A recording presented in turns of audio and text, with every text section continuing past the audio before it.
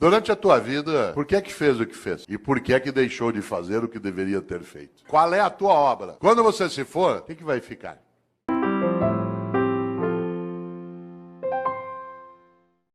Talvez algumas pessoas não saibam, mas até o século I a.C., até o século I a.C., no mundo romano, o ano se iniciava em 1º de março.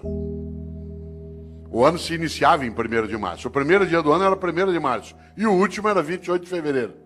Foi Júlio César que alterou o calendário e colocou janeiro e fevereiro no início do ano.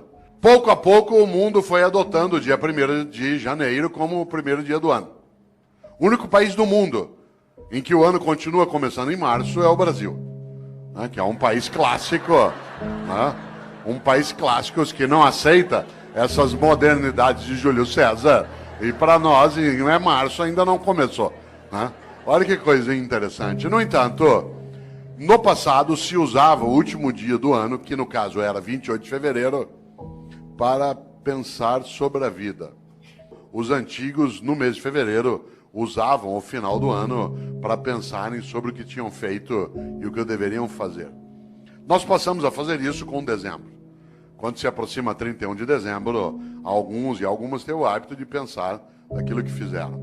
Isso é típico de algumas religiões, entre elas o judaísmo, o islamismo e o cristianismo, que tem uma ideia muito forte na vida. Tenha você ou eu religião ou não, há uma questão séria nessas religiões.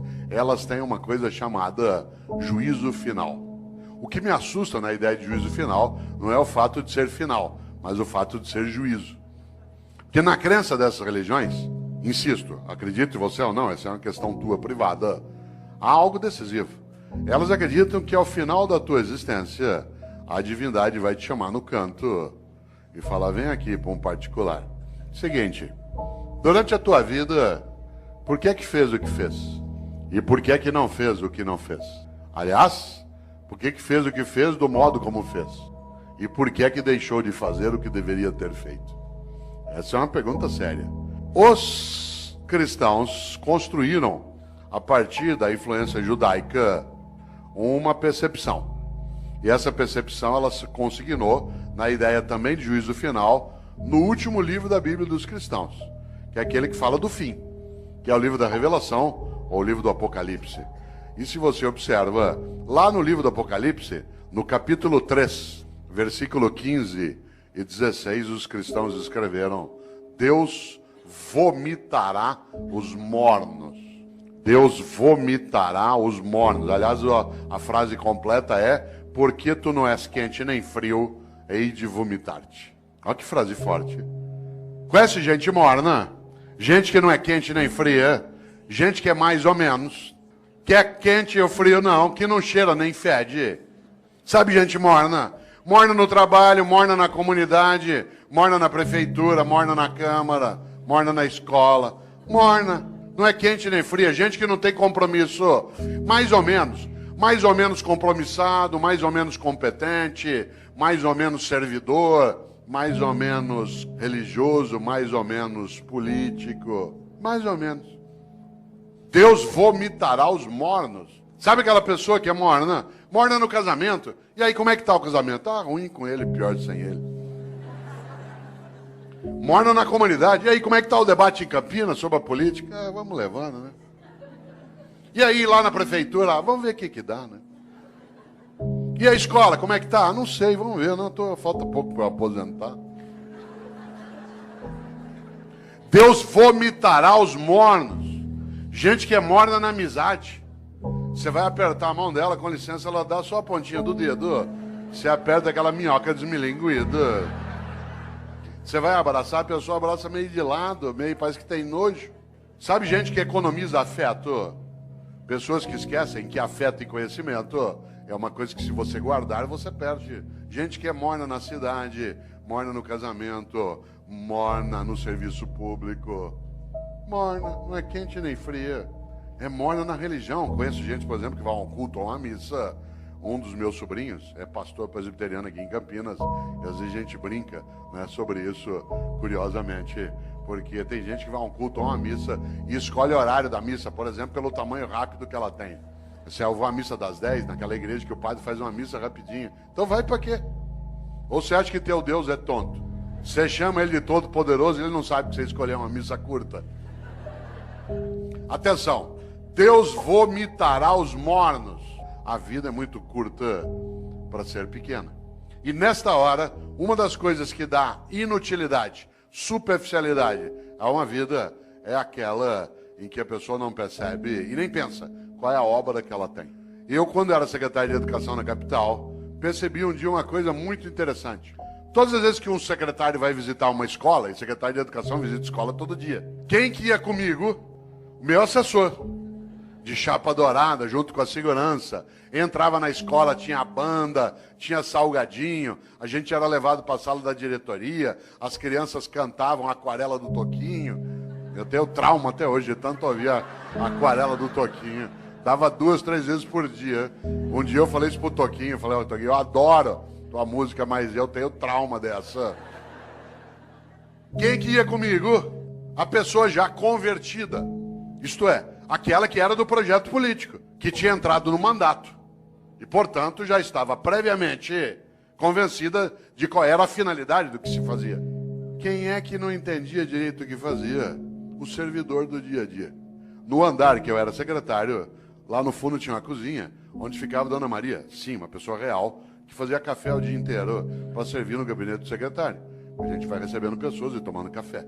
No mesmo andar, lá no fundo, ficava um rapaz que tirava cópia xerográfica. No andar de baixo ficava a contabilidade, onde se fazia a nota de empenho. Sabe o que a Dona Maria achava que ela fazia na Secretaria de Educação? Café. Sabe o que o rapaz que tirava a cópia xerográfica achava que fazia na Secretaria de Educação? Tirava a cópia xerográfica.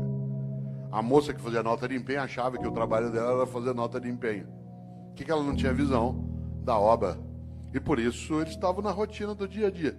Não havia um entusiasmo. Um dia eu decidi mudar essa lógica. E decidi que em vez de ir comigo visitar a escola, com banda, com merenda, com criança, com tudo, em vez de ir quem já estava convertido, era melhor levar pessoas do dia a dia da secretaria. A primeira que foi comigo foi Dona Maria, com uma novidade. Primeiro, andar no carro do secretário. Segundo, no banco de trás. Terceiro, joelho com joelho. E ao chegar na escola comigo, chegar lá na escola, em vez dela ir fazer o café e servir, ela ia ser servida. E ela entrava e via a banda, e via as crianças, e via a reforma da escola. Vocês não fazem ideia. Quando Dona Maria voltou, a partir dali era outra Dona Maria. De repente ela entendeu uma coisa, que o que ela fazia na Secretaria de Educação não era café, era educação. E aquilo que ela fazia, que o jeito dela de fazer educação era fazer café, virava escola, criança, cidadão atendido. No dia seguinte ela viu o rapaz do Xerox que passava o dia inteiro naquela máquina fazendo aquele gesto. Ele ficou boquiaberto, porque ele não fazia ideia que o que ele fazia não era tirar cópia, o que ele fazia era educação escolar. E o jeito dele fazer educação escolar era nos ajudar, tirando cópias. Vocês precisam ver a moça, que fazia nota de empenho. Ela imaginava que a tarefa dela era passar o dia ali fazendo nota de empenho. Quando ela viu que as notas de empenho viravam reforma, criança, comunidade, criança brincando, estudando, ela ficou boquiaberta. O que ela não tinha entendido? O propósito. O propósito, isto é, qual era a obra dela? A obra não era fazer nota de empenho, era construir educação escolar numa comunidade. Usar os recursos de maneira adequada para elevar a vida. A partir dali, tanto faz quem era o governo. Por isso, vida com propósito. Algo que é muito perigoso, que é gente morna. Porque essa gente morna, ela, de maneira geral, ela acha que o que ela faz é só aquilo como um emprego. Isso é comum. Isso é comum, inclusive, a pessoas que no dia a dia, você sabe, eles argumentam que ele vai ser mais ou menos, também pelo salário que me pagam. Você já imaginou esse princípio aplicado ao corpo de bombeiros? Tua casa está pegando fogo, já apagaram a sala, a cozinha. De repente você olha, o bombeiro está enrolando as mangueiras, guardando. Fala, onde você vai? 5 horas, é o meu horário. Então, mas está pegando fogo lá. Não, mas é o meu horário, me paga até essa hora. Já imaginou um cirurgião num hospital fazendo uma sutura de apêndice, tem que dar 20 pontos na sutura, ali no teu ponto de Mark Burns, para poder fechar direitinho, porque não tem equipamento para fazer laparoscopia. O que ele faz? No 8º ponto, fala, vou parar aqui mesmo, pelo que me pagam.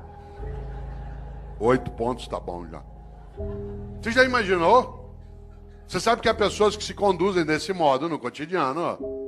Obviamente que eu não estou falando de trabalhar sem remuneração, estou falando de outra coisa.